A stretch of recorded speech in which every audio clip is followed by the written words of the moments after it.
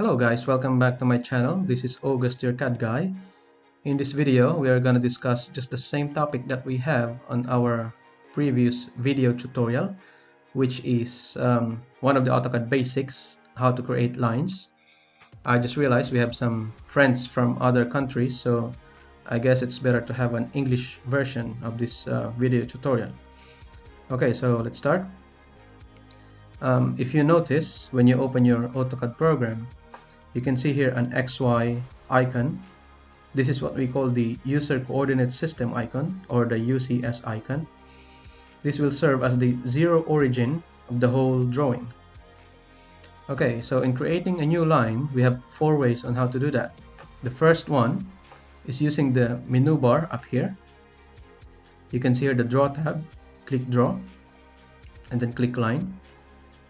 Now, at the bottom, it says Specify First Point. Now it means it's allowing you to click wherever you want to place the first point of your line. So let's click, say, here. There you go. That is the first point of your line. Now, in order to escape or to deactivate any active command, just press the escape button. Okay.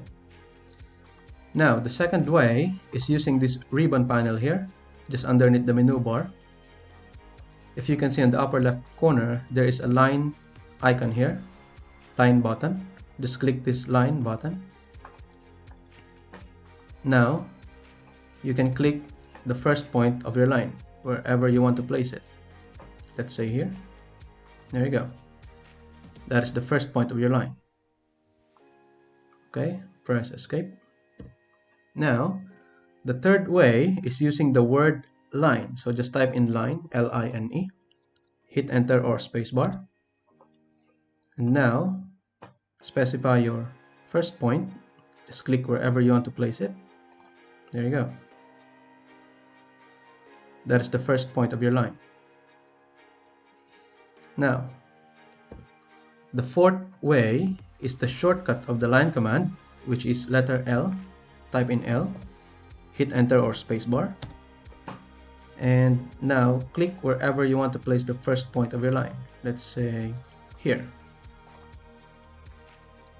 There you go. Okay, so those are the four ways on how to start creating a new line. So now what we're going to discuss next is where to place the first point of your line. So let's activate the line command. Now as you can see, beside my mouse pointer, there are two sets of number. The one highlighted in blue is the X position with reference to zero origin. And the other set of number to the right is the Y position with reference to zero origin. And as you notice, as I move the mouse pointer, it's changing its value. So now, let's say we want to position the first point of the line at exactly zero origin. Press 0 and then press comma. Now as you can see, there is already a lock symbol beside 0. It means the X position is now locked to 0 position. Now type in again 0 and then hit enter. There you go. The first position of our line, the first point of our line is now at 0 origin. Okay, press escape. Now let's say we have a specific coordinate where we want to position or we want to place the first point of the line. Activate line command. Now let's say we want to position it at coordinate 5, 10. So X is 5, Y is 10.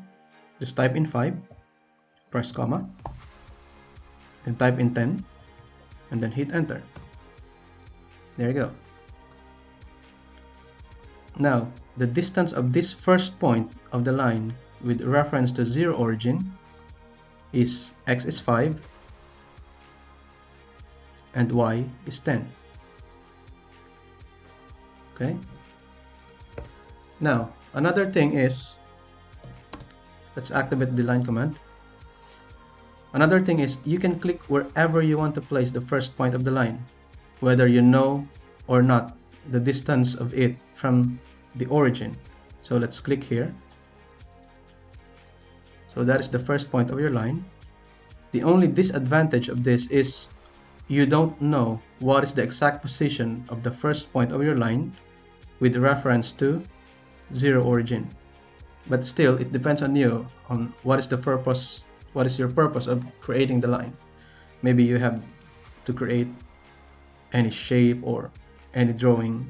It's up to you, because sometimes you don't need to know the exact position of your first line reference to the zero origin. So now that we know where to place the first point of our line, let's say we need it at zero origin, we now need to specify the next point. And as you can see, we have another two sets of numbers which are changing their values as the mouse pointer is moving. The first one highlighted in blue is the length of the line, and the other one is the angle of the line with reference to 0. So let's say we need the line to be 10 units long, 30 degrees with reference to 0. Just type in 10, hit the tab button, type in 30 for 30 degrees, and then hit the enter. There you go. So the length of the line is 10 units, and the angle of the line with reference to 0 is 30 degrees. Now let's say we still need to specify the next point, and we need it to be 5 units long, 45 degrees with reference to 0. So just type in 5, hit the tab button, and then type in 45, and then enter. There you go. So the length of the line, 5 units, is coming from the second point, not from the first point. So it's from the second point up to the third point. And the angle of the line is 45 degrees with reference to 0 degree. Okay, press escape. The other way on how to specify the next point is using the coordinate. Just like how we specified the first point, we just need to do it again to specify the second point. So let's say the first point again is at 0 origin. To specify the next point using the coordinate, we just need to type in the x and y values. So let's say we need it to be at 10 coordinates. So type in 10, hit the comma button since we are using coordinates, and then type in 10 again, and then enter or spacebar. There you go. So let's say we need another point. Actually, we can also use negative values here. We can enter negative values if we need the next point to be going left or going down. So let's say the next point is -4 and the -8. So it means the next point will be in this area. So just type in -4, hit comma, and then -8 for the y position, then enter. There you go. So this line with reference to the second point is -4 for the x position and -8 for the y position. Okay, escape. And now for the third way on how to specify the next point, we're gonna need the two guides, which are the auto mode and the polar tracking. So these two guides, these are very useful when we need the line to be perfectly horizontal or perfectly vertical. So let's say the first point of our line is here.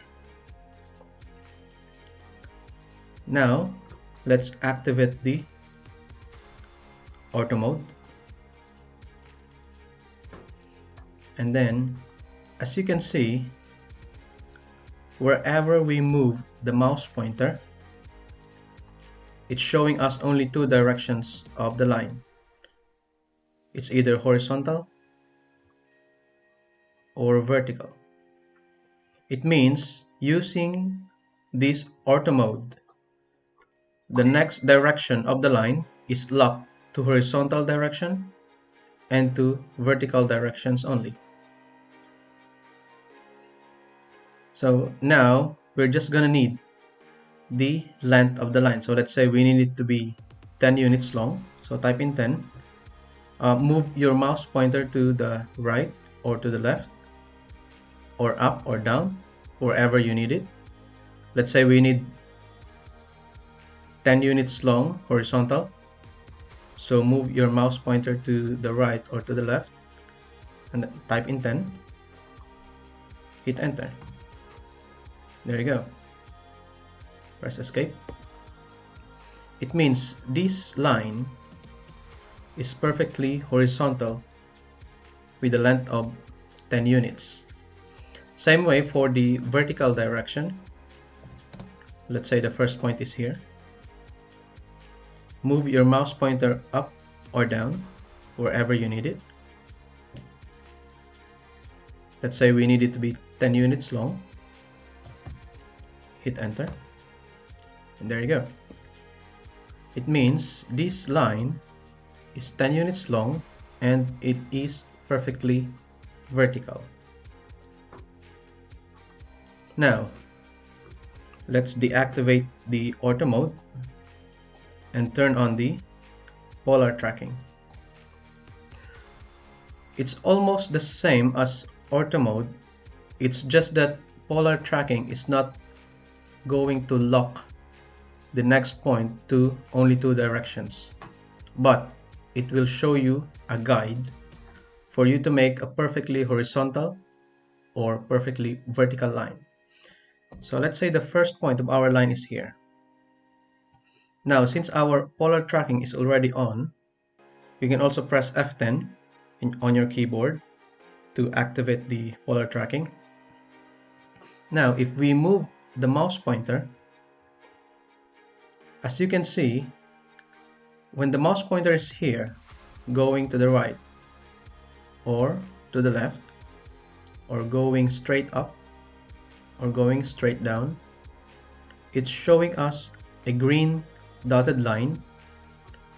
It means if we click anywhere here, as long as the green dotted line is showing up, our line will be perfectly horizontal, or let's say we move it up or down.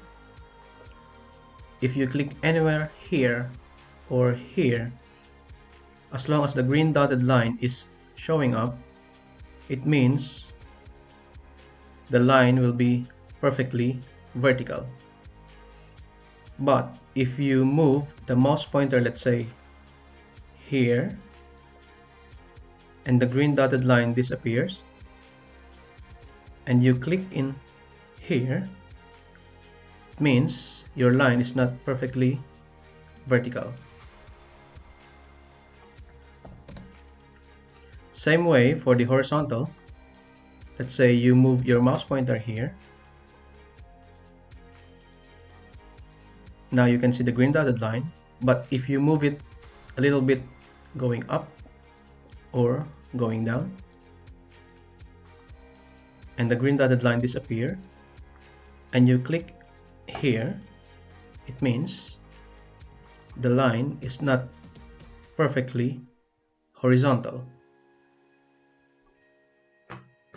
So this is the third way on how to specify the next point using the ortho mode and the polar tracking. So guys, thank you very much for watching. I hope you enjoyed and learned something from my tutorial. For more videos, please hit the subscribe button and the notification bell, and see you on my next videos.